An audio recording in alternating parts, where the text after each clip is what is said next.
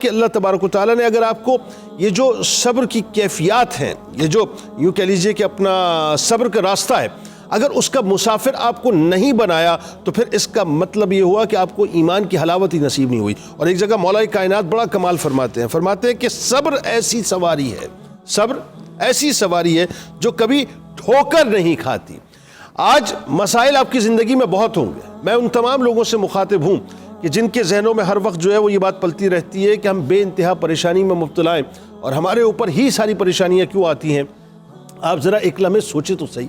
آپ سے بہت سے ایسے لوگ آپ کی نگاہوں میں ہوں گے جو آپ سے نعمتوں میں بہت نیچے ہیں، بہت نیچے ہیں۔ فلسفی ہے نا کہ عبادتوں میں جب بھی دیکھیں صاحب اپنے اوپر والوں کو دیکھیں اور نعمتوں میں جب بھی دیکھیں اپنے نیچے والوں کو دیکھیں۔ ایک تصور تو کیجئے گا کسی ایسے شخص کے بارے میں، یا جا کے ذرا کسی ہاسپٹل میں، زیادہ نہیں کسی سرکاری ہاسپٹل میں چلے جائیے اور جا کر دیکھیے کہ کوئی عورت، اگر آپ خاتون ہیں تو کسی عورت کو جا کے دیکھیں کہ وہ کسی موذی مرض میں اگر خدا نخواستہ مبتلا ہے تو وہ کس طرح سے وہ کشمکشا رہی ہے۔ آپ کو اندازہ ہوگا کہ اللہ تبارک و تعالیٰ نے جو ہے وہ آپ پر کتنا بڑا کرم کیا اور اس کو کتنی بڑی آزمائش میں مبتلا کیا ہے۔ اسی انداز سے اگر یہ بات نہیں سمجھ آتی تو کسی جھوپڑے میں چلے جائیے جہاں پر ایک ماں اپنے بچوں کو دلاسے دے رہی ہوگی کہ ابھی بس کھانے کو میں کچھ لے کے آتی ہوں، اور بچے جو ہیں وہ بھوک کی وجہ سے رو رہے ہوں گے، بلبلا رہے ہوں گے، دودھ کی وجہ سے رو رہے ہوں گے، بلبلا رہے ہوں گے۔ آپ کو اندازہ ہوگا کہ اللہ تبارک و تعالیٰ نے آپ کے اوپر کتنا کرم کیا ہے۔ یا اگر پھر بھی بات نہیں سمجھ میں آتی خدا نہ خواستہ، تو پھر یہ ہے کہ آپ اپنے اطراف میں ذرا ایک نگاہ ڈال کر دیکھیں کتنے ایسے لوگ ہیں کہ جن کو اللہ تبارک و تعالیٰ نے اولاد کی نعمت سے نوازا ہی نہیں ہے،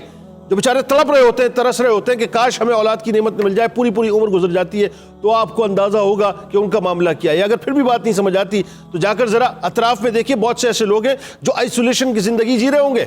ان کے پاس نہ ماں باپ ہیں، نہ ان کے پاس بہن بھائی ہیں، نہ ان کی شادی ہوئی ہے، ایک عجیب پاگل پن کی دنیا کے اندر نفسیاتی مریض بن کے ڈپریشن میں، انزائٹی میں اور آئسولیشن میں رہتے ہوں گے۔ آپ کو اندازہ ہوگا کہ رشتوں کی اہمیت کتنی ہے۔ تو جو اللہ نے دیا ہے، جتنی نعمتیں عطا کی ہیں، اس کا شکر ادا کرنا شروع کر دے۔ ہاں، ہر لمحے اس کا شکر ادا کریں کہ یا اللہ تو نے بس مجھ پہ بہت کرم کر دیا ہے، میں اس قابل نہ تھا۔ یقین مانی اللہ تعالیٰ نعمتوں میں اضافہ کر دے گا، لیکن اگر شکوے زبان پہ رہیں گے تو پھر اس کا کوئی حل نہیں، اللہ تعالیٰ دی ہوئی نعمتوں کو سلب کر لے گا۔